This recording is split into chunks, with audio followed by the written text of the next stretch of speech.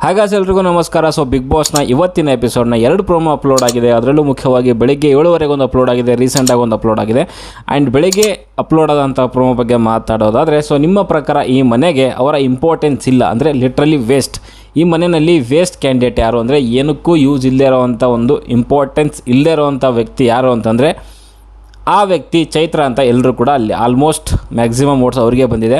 And Chaitra ಅವರ ಒಂದು importance ಈ ಮನೆಗೆ ಏನೂ ಇಲ್ಲ ಅನ್ನೋ ರೀತಿಯಲ್ಲಿ ಅಲ್ಲಿ ಮಾತುಗಳು ಕೇಳಿ ಬರ್ತಾ ಇದೆ. ಜೊತೆಗೆ ಅಲ್ಲಿ ಅವರನ್ನು ಒಂದು ರೀತಿಯಲ್ಲಿ ಯಾರು ಇಂಪಾರ್ಟೆನ್ಸ್ ಇಲ್ಲ ಈ ಮನೆಗೆ ಅನ್ನೋರನ್ನು ಗಾರ್ಬೇಜ್ಗೆ ಹಾಕಿ, ಗಾರ್ಬೇಜ್ ಕವರ್ಗೆ ಹಾಕಿ ಅದು ಡಸ್ಟ್ಬಿನ್ನಲ್ಲಿ ಹಾಕ್ತಿದ್ದಾರೆ, ಕಸದ ಬುಟ್ಟಿನಲ್ಲಿ ಹಾಕ್ತಿದ್ದಾರೆ.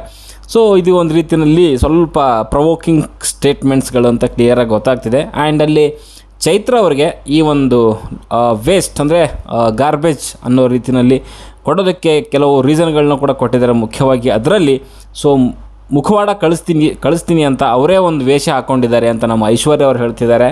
ಆ್ಯಂಡ್ ಮಾತು ಮನೆ ಕೆಡಿಸ್ತು, ತೂತು ಒಲೆ ಕೆಡಿಸ್ತು ಅನ್ನೋ ಹಂಗೆ ಸೊ ಅವರ ಒಂದು ಕೆಲವು ಮಾತುಗಳು ಇಡೀ ಮನೆ ಕೆಡಿಸ್ತಾ ಇದೆ ಅಂತ ನಮ್ಮ ಹನುಮಂತು ಹೇಳ್ತಿದ್ದಾರೆ.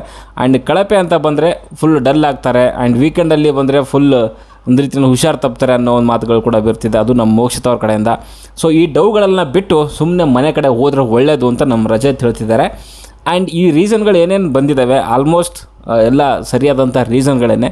ಬಟ್ ಕೆಲವೊಂದು ಮುಖವಾಡದಾಗ ಮಾತುಗಳಾದರೂ ಆಗಿರ್ಬೋದು, ಯಾರು ನಮ್ಮ ಐಶ್ವರ್ಯ ಹೇಳ್ದಂಗೆ, ಆ್ಯಂಡ್ ಮಾತು ಮನೆ ಕೆಡಿಸ್ತು, ತೂತು ಒಲೆ ಕೆಡಿಸ್ತು ಅಂದಂಗೆ ಅವ್ರ ಕಿರ್ಚಾಟಗಳು. ಆ್ಯಂಡ್ ಇಲ್ಲಿ ಕಳಪೆ ಅಂತ ಬಂದರೆ ಅವರು ವೀಕ್ ಆಗುವಂಥದ್ದು, ಅಥವಾ ಹಾಸ್ಪಿಟಲ್ ಸೇರುವಂಥದ್ದು, ವೀಕೆಂಡ್ ಅಂತ ಬಂದರೆ ಡಲ್ ಆಗುವಂಥದ್ದು. ಇದು ಆಲ್ರೆಡಿ ಅದು ಒಂದು ಪ್ಯಾಟರ್ನ್ ಕಾಣಿಸ್ತಾನೆ ಇದೆ ಒಂದು ಸ್ವಲ್ಪ ವಾರಗಳಿಂದ ನೋಡ್ತಾ ಇದ್ದರೆ. ಸೊ ಯಾವಾಗ ಕಳಪೆ ಮತ್ತು ಉತ್ತಮ ಡಿಸ್ಕಷನ್ ಬರುತ್ತೆ, ಸೊ ಆ ಟೈಮಲ್ಲಿ ಇಡೀ ಮನೆಗೆ ಒಂದು ರೀತಿಯಲ್ಲಿ ಹೋಗಿ ನಮಗೆ ಟಾಸ್ಕ್ ಮಾಡಲಿಕ್ಕೆ ಅವಕಾಶ ಕೊಡಲಿಲ್ಲ, ಹಾಕ್ಕೊಳ್ಳಿಲ್ಲ, ಹೀಗೆ ಕೊಡಲಿಲ್ಲ ಅನ್ನೋ ಒಂದು ಮಾತುಗಳು ಕೇಳಿ ಬರ್ತಾನೆ ಇದೆ. ಸೊ ಆ್ಯಂಡ್ ಅದು ಅಂದರೆ ಕಳಪೆಯಿಂದ ಒಂದು ಎಸ್ಕೇಪ್ ಆಗಲಿಕ್ಕೆ ಪ್ಲ್ಯಾನು, ಬಟ್ ಅದು ಯಾವುದೂ ವರ್ಕ್ ಆಗ್ತಾ ಇಲ್ಲ. ಆ್ಯಂಡ್ ಇದನ್ನೆಲ್ಲ ಬಿಟ್ಟು ಮನೆಗೆ ಹೋಗೋದು ಒಳ್ಳೆಯದು ಅನ್ನೋದು ನನಗೂ ಹಾಗೆ ಅನಿಸುತ್ತೆ. ಸೊ ಈ ಡವ್ಗಳೆಲ್ಲ ಬಿಟ್ಟು ಅಂತ ರಜತ್ ಅವ್ರು ಬಳಸಿದ್ದಾರೆ, ಡವ್ವನ್ನು ನಾನು ಬಳಸಲ್ಲ, ಬಟ್ ಮನೆಗೆ ಹೋಗೋದು ಒಳ್ಳೆಯದು. ಯಾಕಂದರೆ ಇವಾಗ ಆಲ್ರೆಡಿ ಅವರು ಇಲ್ಲಿವರೆಗೂ ಬಂದಿರೋದೇ ನನ್ನ ಪ್ರಕಾರ ತುಂಬ ದೊಡ್ಡದು. ಬಿಕಾಸ್ ಆಫ್ ಅವರಿಂದ ಟಾಸ್ಕ್ ಅಂತೂ ನಾವು ನಿರೀಕ್ಷೆ ಮಾಡಲಿಕ್ಕೆ ಆಗೋದಿಲ್ಲ. ಆ್ಯಂಡ್ ಎಂಟರ್ಟೈನ್ಮೆಂಟ್ ಅಂತೂ ಅವ್ರ ಕಡೆಯಿಂದ ಅಂಥ ಒಂದು ಎಂಟರ್ಟೈನ್ಮೆಂಟ್ ಏನು ಬರೋದಿಲ್ಲ. ಬಟ್ ಅಟ್ಲೀಸ್ಟ್ ಇಲ್ಲಿವರೆಗೂ ಬಂದಿರೋದು ನನ್ನ ಪ್ರಕಾರ ಗ್ರೇಟು. ಬಿಕಾಸ್ ಆಫ್ ಏನು ಕಾಂಟ್ರಿಬ್ಯೂಷನ್ ಇಂದನೇ, ಬರೀ ಮಾತಿಂದನೇ, ಕಿತ್ತಾಟದಿಂದನೇ, ಉಸ್ತುವಾರಿಂದನೇ, ಕಿರ್ಚಾಟದಿಂದನೇ ಇಲ್ಲಿ ಗಂಟ ಬಂದಿದ್ದಾರೆ. ಓಕೆ, ಉಸ್ತುವಾರಿಯಲ್ಲಿ ಕೆಲವು ಟೈಮಲ್ಲಿ ಅವರು ಕೂಡ ಸರಿ ಇದ್ದಾರೆ, ನನ್ನ ಎಲ್ಲ ಟೈಮಲ್ಲೂ ಕೂಡ ತಪ್ಪು ಅಂತ ಹೇಳಿಲ್ಲ. ಬಟ್ ಸರಿ ಇರೋ ಟೈಮಲ್ಲಿ ಅಟ್ಲೀಸ್ಟ್ ಅದನ್ನು ಸರಿಯಾದ ರೀತಿಯಲ್ಲಿ ಹೇಳುವಂಥ ಪ್ರಯತ್ನ ಮಾಡಬೇಕಾಗಿತ್ತು. ಬಟ್ ಅದು ಅವ್ರ ಕಡೆಯಿಂದ ಆಗಿಲ್ಲ, ಓನ್ಲಿ ಕಿರ್ಚಾಟ ಅದರಿಂದನೇ ಆಗಿದೆ ಬಿಟ್ಟರೆ. ಸೊ ಸರಿಯಾದ ರೀತಿಯಲ್ಲಿ ಹೇಳ್ಬೋದಾಗಿತ್ತು, ಹೇಳಿಲ್ಲ. ಬಟ್ ಆದರೂ ಕೂಡ ಆಲ್ಮೋಸ್ಟ್ 85 ಡೇಸ್ ಅವ್ರು ಈ ಒಂದು ಇದರಲ್ಲಿ ಜರ್ನಿ ಮಾಡಿದ್ದಾರೆ ಅಂತಂದರೆ ಅದ್ಭುತ ಅಂತಲೇ ಹೇಳಲಿಕ್ಕೆ ಇಷ್ಟಪಡ್ತೀನಿ. ಯಾಕಂತಂದರೆ ಏನೂ ಇಲ್ಲದೇ ಓನ್ಲಿ ಮಾತಿಂದನೇ ಇಲ್ಲಿವರೆಗೂ ಬಂದಿದ್ದಾರೆ ಅಂತಂದರೆ ಗ್ರೇಟ್ ನನ್ನ ಪ್ರಕಾರ. ಸೊ ಸದ್ಯಕ್ಕಂತೂ ಈ ಒಂದು ವಾರ ಅಂತೂ ಎಲಿಮಿನೇಷನ್ ಇಲ್ಲ, ಮೇ ಬಿ ನೆಕ್ಸ್ಟ್ ವಾರ ಅವ್ರದ್ದೇ ಪಾಳಿ ಅಂತ ನನಗನ್ಸುತ್ತೆ. ಓಕೆ, ಸೊ ಇದಾದಮೇಲೆ ರೀಸೆಂಟಾಗಿ ಬಿಟ್ಟಂತಹ ಒಂದು ಪ್ರೋಮೋ ಬಗ್ಗೆ ಮಾತಾಡಿದರೆ, ಯಾರ್ಯಾರಿಗೆ ಅಂದರೆ ಯಾರಿಗಾದರೂ ಬೆನ್ನು ತಟ್ಟಿ ಬುದ್ಧಿ ಹೇಳುವಂಥ ಅವಕಾಶ ಸಿಕ್ಕರೆ, ಸೊ ಯಾರಿಗಾದರೂ ಬುದ್ಧಿ ಹೇಳಂಗಿದ್ರೆ ಮನೆ ಒಳಗಡೆಗೆ ಬುದ್ಧಿ ಹೇಳ್ಬೋದು ಅಂತ ಅಲ್ಲಿ ಒಂದು ಚಟುವಟಿಕೆ ಕೊಟ್ಟಿದ್ದಾರೆ. ಅದೇ ರೀತಿಯಲ್ಲಿ ಒಂದು ಅಂದರೆ ಒಂದು ಅಂಗೈ ಏನು ಕೈ ಇದೆ, ಸೊ ಕೈದು ಒಂದು ಚಿತ್ರ ಕೂಡ ಕೊಟ್ಟು ಅವರಿಗೆ ಅದರಿಂದ ಬೆನ್ನು ತಟ್ಟುವಂಥ ಒಂದು ಚಟುವಟಿಕೆ ಇದೆ. ಸೊ ಅಲ್ಲಿ ತ್ರಿವಿಕ್ರಮ್ ಅವರು ರಜತ್ ಅವರಿಗೆ ಬೆನ್ನು ತಟ್ಟಿ ಬುದ್ಧಿ ಹೇಳ್ತಿದ್ದಾರೆ. ಆ್ಯಂಡ್ ಗೌತಮಿ ಅವರು ಮಂಜು ಅವ್ರಿಗೆ, ಆ್ಯಂಡ್ ಧನರಾಜ್ ಅವರು ಹನುಮಂತನಿಗೆ, ಆ್ಯಂಡ್ ಹನುಮಂತು ಧನರಾಜ್ಗೆ, ಆ್ಯಂಡ್ ರಜತ್ ಅವರು ಚೈತ್ರಾಗೆ ಹೇಳ್ತಿದ್ದಾರೆ. ಸೊ ಅಲ್ಲಿ ತ್ರಿವಿಕ್ರಮ್ ಆ್ಯಂಡ್ ರಜತ್ ಅವ್ರದ್ದು ಏನು ಹೇಳಿದ್ದಾರೆ ಅನ್ನೋದು ತೋರಿಸಿಲ್ಲ. ಗೌತಮಿ ಆ್ಯಂಡ್ ಮಂಜು ಅವ್ರದ್ದು ಏನು ಹೇಳಿದ್ದಾರೆ ತೋರಿಸಿಲ್ಲ. ಮೇ ಬಿ ಗೌತಮಿ ಅವ್ರು ಹೇಳಿರ್ಬೋದು. ಸೊ ಇನ್ನು ಮುಂದೆ ಆದರೂ ನೀವು ಒಬ್ಬರೇ ಸಿಂಗಲಾಗಿ ಆಡಿ ಅನ್ನೋ ಒಂದು ಸ್ಟೇಟ್ಮೆಂಟ್ ಕೂಡ ಕೊಟ್ಟಿರ್ಬೋದು. ಆ್ಯಂಡ್ ಧನರಾಜ್ ಹನುಮಂತಂಗೆ ಹೇಳಿದ್ದಾರೆ. ಆ್ಯಂಡ್ ಹನುಮಂತು ಕೂಡ ಧನರಾಜ್ ಹೇಳಿರೋವಂಥದ್ದು ಏನು ಅಂತಂದರೆ ಬುದ್ಧಿ ಹೇಳ್ತೀನಿ ಅಂತ ಹೇಳ್ಬಿಟ್ಟು ಇಡೀ ಮನೆ ಬಗ್ಗೆ ಎಲ್ಲ ಮಾತಾಡ್ತೀಯ ಅಂತ ಒಂದು ರೀಸನ್ನ ಕೊಟ್ಟು ಅಲ್ಲಿ ಅವ್ರಿಗೆ ಒಂದು ರೀತಿಯಲ್ಲಿ ಬೆನ್ನು ತಟ್ಟಿದ್ದಾರೆ ಅಂತಲೇ ಹೇಳ್ಬೋದು. ಅದು ಕರೆಕ್ಟು. ಯಾಕಂತಂದರೆ ಅಲ್ಲಿ ನೀವು ನೋಡ್ತಾ ಇದ್ದರೆ ಧನರಾಜ್ ಏನು ಮಾಡ್ತಾರೆ ಅಂದರೆ ಇಡೀ ಮನೆ ಬಗ್ಗೆ ಮಾತಾಡ್ತಾರೆ ಹನುಮಂತನ ಹತ್ರ ಕೂತ್ಕೊಂಡು. ಬಟ್ ಹನುಮಂತ ಎಷ್ಟು ಮಾತಾಡಬೇಕು ಅಷ್ಟು ಮಾತ್ರ ಮಾತಾಡ್ತಾನೆ. ಬಟ್ ಇಲ್ಲಿ ಧನರಾಜ್ ಏನು ಅಂತಂದರೆ ಇಡೀ ಮನೆಯವ್ರ ಬಗ್ಗೆ ಮಾತಾಡ್ತಾನೆ, ರಜತ್ ಬಗ್ಗೆ ಮಾತಾಡ್ತಾನೆ, ತ್ರಿವಿಕ್ರಮ್ ಭವ್ಯ ಬಗ್ಗೆ ಮಾತಾಡ್ತಾನೆ, ಮಂಜು ಅವ್ರ ಬಗ್ಗೆ ಮಾತಾಡ್ತಾನೆ. ಡೈರೆಕ್ಟಾಗಿ ಹೋಗಿ ಹೇಳಲಿಕ್ಕೆ ಅವನಿಗೆ ಸ್ವಲ್ಪ ಏನೋ ಹಿಂಜರಿಕೆ, ಬಟ್ ಅದನ್ನು ಹೇಳಲ್ಲ. ಹೇಳಿದಾಗ ಏನಾಗುತ್ತೆ ಅಂತಂದರೆ ಅವನಿಗೆ ಇವಾಗ ಧನರಾಜ್ಗೆ ಯಾರೋ ಬೇರೆಯವ್ರು ಹೇಳ್ಕೊಟ್ಟಿದ್ದಾರೆ ಅನ್ನೋ ಒಂದು ಮಾತುಗಳು ಬರುತ್ತೆ. So last Rajat and Dhanraj ಜಗಳದಲ್ಲೇ ತೊಗೊಂಡ್ರೆ ಸುದೀಪ್ ಸರ್ ವೀಕೆಂಡಲ್ಲಿ ಹೇಳ್ತಾರೆ ನಿಮ್ಗೆ ಯಾರೋ ಬೇರೆಯವ್ರು ಹೇಳ್ಕೊಟ್ರು ನೀವು ಹಂಗೆ ಮಾಡಿದ್ರಿ ಅಂತ.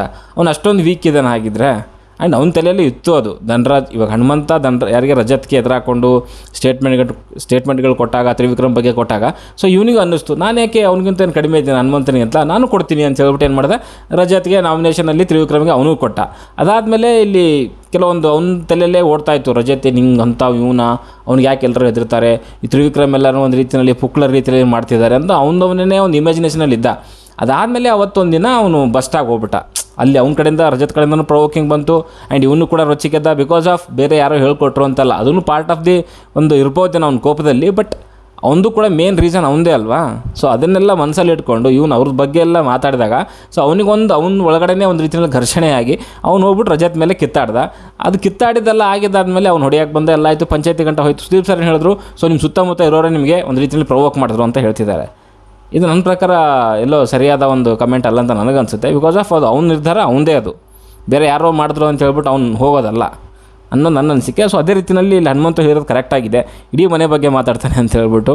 ಆ್ಯಂಡ್ ಅಲ್ಲಿ ರಜತ್ ಚೈತ್ರ ಅವ್ರಿಗೆ ಹೇಳಿರೋವಂಥದ್ದು, ಸೊ ಮಾತಾಡಿದ್ರೆ ಫೌಲ್ ಕೊಡ್ತೀಯಾ ನೀನು ಅಂತ ಹೇಳ್ಬಿಟ್ಟು ಒಂದು ಹೊಡಿತಾರೆ.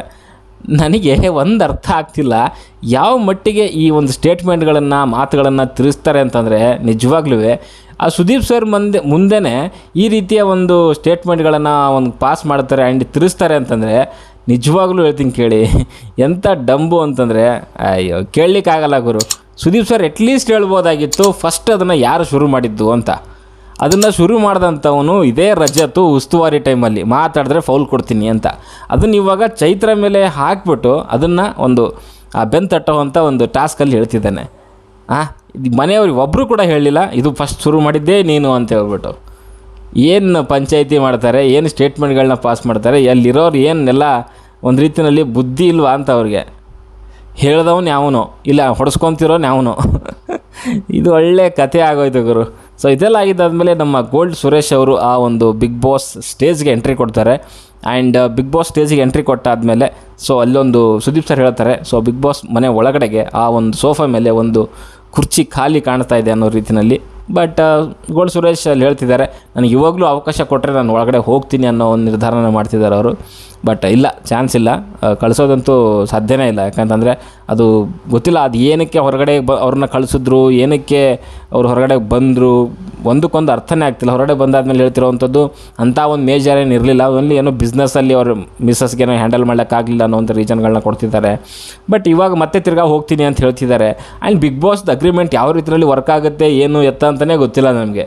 ಮನ್ಸಿಗೆ ಬಂದವ್ರು ಒಳಗೆ ಕರ್ಕೊತಾರೆ, ಮನ್ಸಿಗೆ ಬಂದ ಹೊರಗಡೆ ಕಳಿಸ್ತಾರೆ. ನಾವೆಲ್ಲ ಮುಂಚೆ ಅಂದ್ಕೊಂಡಿದ್ವಿ ಫಿಸಿಕಲಾಗಿ ಅಟ್ಯಾಕ್ ಹೊಡೆದ್ರೆ ಮಾತ್ರ ಹೊರಗಡೆ ಕಳಿಸ್ತಾರೆ ಅಂತ. ಅವತ್ತೇ ಶಬ್ದಗಳನ್ನ ಯೂಸ್ ಮಾಡಿದ್ರೂ ಹೊರಗಡೆ ಕಳಿಸ್ತಾರೆ, ಜಸ್ಟ್ ಹಿಂಗೆ ಒಂದು ಸ್ವಲ್ಪ ತಳ್ಳಿದ್ರೂ ಅಲ್ಲಿ ಹೊರಗಡೆ ಕಳಿಸ್ತಾರೆ. ಬಟ್ ಅಲ್ಲೊಬ್ಬ ಏನೋ ಹೊಡೆಯೋಕ್ಕೆ ಹೋಗಿ ಫುಲ್ ತಳ್ಳಿದ್ರು, ಟಿ ವಿ ಎಲ್ಲ ಅಲ್ಲಾಡಿದ್ರು ಎರಡೆರಡು ಸಾರಿ, ಅದು ಚೈತ್ರಾಗ ಒಂದು ಸಾರಿ ಮತ್ತು ಧನರಾಜಿಗೆ ಒಂದು ಸಾರಿ ಹೊಡೆಯೋಕ್ಕೆ ತಳ್ಳಿದ್ರು ಅವ್ರನ್ನ ಹೊರಗಡೆ ಕಳಿಸಲ್ಲ. ಇವನೊಬ್ಬನ ಯಾರನ್ನೋ ಬಿಸ್ನೆಸ್ಗೆ ಏನೋ ಒಂಚೂರು ಪ್ರಾಬ್ಲಮ್ ಆಗಿದೆ ಅನ್ನೋದಕ್ಕೇ ಹೊರಗಡೆ ಕಳಿಸ್ತಾರೆ. ಒಂದಕ್ಕೊಂದು ಅರ್ಥನೇ ಆಗ್ತಿಲ್ಲ ಬಿಗ್ ಬಾಸ್ ಯಾವ ರೀತಿಯಲ್ಲಿ ನಡೆಸ್ತಾ ಇದ್ದಾರೆ, ಏನು ಒಂದು ಅವ್ರ ರೂಲ್ಸ್ಗಳೇನು, ಅವ್ರ ಪ್ರೋಟೋಕಾಲ್ಸ್ಗಳೇನು, ಅವ್ರ ಅಗ್ರಿಮೆಂಟ್ಗಳೇನು, ಅವ್ರು ಮಾಡಿದ್ದೆ ಆಟ, ತೋರಿಸಿದ್ದೇ ಎಪಿಸೋಡ್ಗಳು ಅಂದಂಗೆ ಆಗೋಗ್ಬಿಟ್ಟಿದೆ. ಸೊ ಇದಕ್ಕೆ ಅಂತ ಅನಿಸುತ್ತೆ ಸುದೀಪ್ ಸರ್ ಹೊರಗಡೆ ಬರ್ತಿರೋವಂಥದ್ದು. ಆ್ಯಂಡ್ ನಿನ್ನೆ ಒಂದು ಎಪಿಸೋಡಲ್ಲಿ ನೋಡಿದ್ರೆ ಅವನಿಗೆ ಪಾಪ ಹನುಮಂತನಿಗೆ ಸೊ ಗೇಮ್ ರದ್ದಾಗುತ್ತೆ ಅಂತಂದರೆ ಇನ್ನು ಈ ಥರ ಗಾಂಚಲಿ ಮಾತುಗಳಾಡಿದ್ರೆ ಹೊರಗಡೆಗೆ ಹಾಕ್ತೀನಿ, ಎಷ್ಟೇ ಓಟ್ ಬಂದರೂ ನಾನು ಕೇರ್ ಮಾಡೋದಿಲ್ಲ, ಆಚೆ ಹಾಕ್ತೀನಿ ಅಂತ ಇವರೇ ಹೇಳ್ತಾರೆ. ಜನಗಳ ಒಂದು ಓಟಿಂಗ್ಗೆ ಬೆಲೆ ಕೊಡಬೇಕು ಅಂತ ದೊಡ್ಡದಾಗಿ ಪುಂಗಿ ಉದ್ದಂಗೆ ಊದ್ತಾರೆ. ಅದಾದಮೇಲೆ ಈ ಜನಗಳು ಎಷ್ಟೇ ಓಟ್ ಬಿದ್ದರೂ ಕೂಡ ನಿನಗೆ ಆಚೆ ಹಾಕ್ಬಿಡ್ತೀನಿ ಅಂತೆ. ಯಾವ್ಯಾವ ಸ್ಟೇಟ್ಮೆಂಟ್ಗಳು, ಅದು ಒಂದು ನನಗೆ ಅರ್ಥನೇ ಆಗೋದಿಲ್ಲಪ್ಪ. ಇವ್ರದ್ದು ಎಪಿಸೋಡ್ಗಳು ಅರ್ಥ ಆಗ್ತಿಲ್ಲ, ಇವ್ರ ಗೇಮು ಅರ್ಥ ಆಗ್ತಿಲ್ಲ. ನೋಡುವ ಏನೇನಾಗುತ್ತೆ ಅಂತ. ನನಗನ್ಸಿರೋದನ್ನ ಸ್ಟ್ರೇಟ್ ಫಾರ್ವರ್ಡಾಗಿ ಹಂಚ್ಕೊತೀನಿ. ಸುಮಾರು ಜನಕ್ಕೆ ನಾನು ಹೇಳ್ತಿರೋವಂಥದ್ದು ಸರಿ ಅಂತ ಅನ್ನಿಸ್ತಾ ಇದೆ, ಇನ್ನು ಕೆಲವರಿಗೆ ಸರಿ ಅಂತ ಅನ್ನಿಸ್ತಾ ಇಲ್ಲ. ಬಟ್ ನಾನು ಹಾನೆಸ್ಟ್ ಆಗಿದ್ದೀನಿ. ನಾನು ಏನು ನೋಡ್ತೀನಿ ಆ ಎಪಿಸೋಡಲ್ಲಿ, ಅದು ಯಾರೇ ಆಗಿರಲಿ, ಕಿಚ್ಚ ಸುದೀಪ್ ಸರಿ ಆಗಿರಲಿ ಅಥವಾ ಕಂಟೆಸ್ಟೆಂಟ್ಗಳೇ ಆಗಲಿ, ಬಿಗ್ ಬಾಸ್ದೇ ತಪ್ಪಿರಲಿ, ನಾನು ನೇರವಾಗಿ ಹೇಳ್ತೀನಿ. ನನಗೆ ಅವ್ರ ಮೇಲೆ ಇವ್ರ ಮೇಲೆ ಯಾರ ಮೇಲೆ ಫೇವರಿಸಮ್ ಅನ್ನೋದು ಏನೂ ಇಲ್ಲ. ಓಕೆ, ಸೊ ಸದ್ಯಕ್ಕೆ ಹೊಡೆದಲ್ಲಷ್ಟೇ. ವಿಡಿಯೋ ಇಷ್ಟ ಲೈಕ್ ಮಾಡಿ, ಶೇರ್ ಮಾಡಿ, ಚಾನಲ್ ಸಬ್ಸ್ಕ್ರೈಬ್ ಮಾಡ್ಕೊಳ್ಳಿ ಅಂತ ಹೇಳ್ತಾ ಮುಂದಿನ ವಿಡಿಯೋದಲ್ಲಿ ಸಿಗೋವರೆಗೂ ಟಾಟಾ, ಬಾಯ್ ಬಾಯ್.